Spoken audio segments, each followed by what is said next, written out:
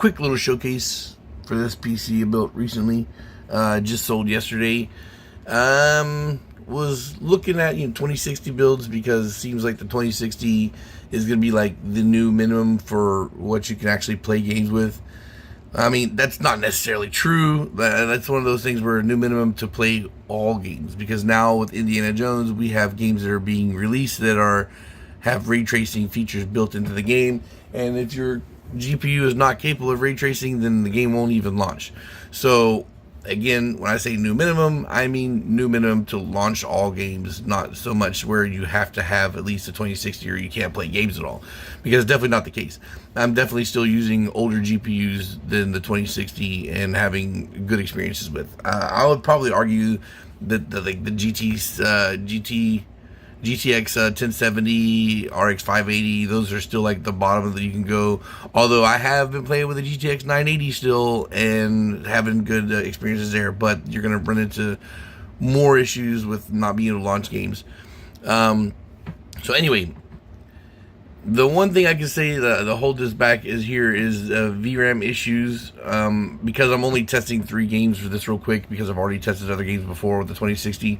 You're looking at the VRAM being a problem, right? People say 8's a problem. The 2060 only has 6. Monster Hunter Wilds does not run, and it doesn't look good playing on this card. Yes, you can play it as a smooth experience, but it's so choppy and pixelated that it looks like ass, and I wouldn't play it using this system. Everything else I've played on it, my normal games that I run on it run it just fine. So I guess for me personally, I don't get the hype for Monster Hunter Wilds. I thought I was gonna like the game, like action RPG with big old weapons, but the game's a little bit too clunky for me. I'll eventually probably play it, through, but it's gonna be a while before I get to that.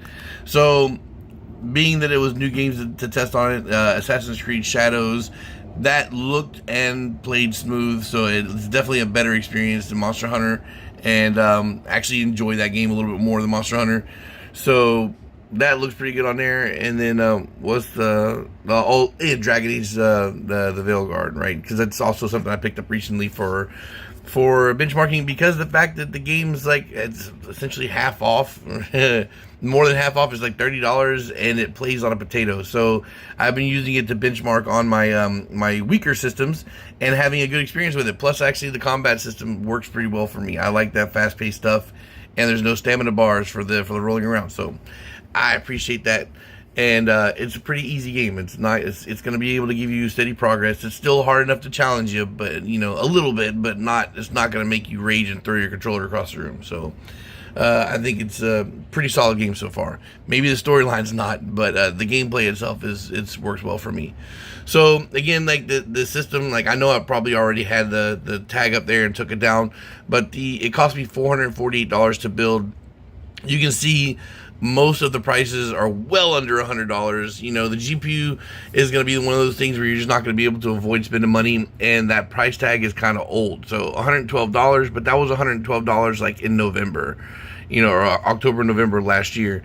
Nowadays, you're looking at spending like $130 for buying that same GPU, and I would not recommend buying it $130, because you could buy a 2070 Super or a 2070 for like $180, $190, and I would just recommend at that point definitely just spend the extra money. You're going to get a way more powerful GPU, and you're going to be still under $200, or you're going to be either under $200 or right at it.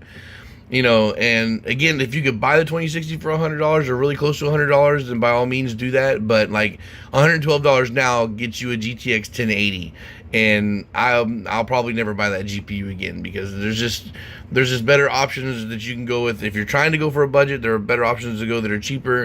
And then if you're trying to get something with good performance, there's better options that are right around that same price range. So again, just a quick showcase here. If you're interested, I guess I cut it off. I didn't show the whole thing. I built the system for $448. I sold it for $570, $121 profit. It's pretty good. I'm happy with that. Anything over $100 profit for PC flipping is pretty solid for me, because I've gone as low as making like $50 profit, that's what you have to deal with sometimes if you're stressing out with a marketplace.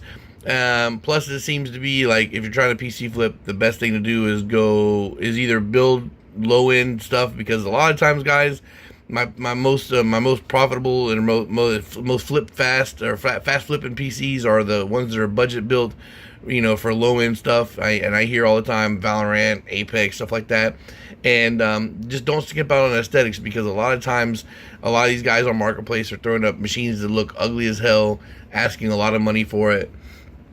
And it seems pretty consistently that people are coming and buying my budget computers just because they look the best. So just keep your stuff neat and get stuff that looks good. And if you're trying to flip, then you should have an easier time. All right, guys. Thanks for watching, and peace.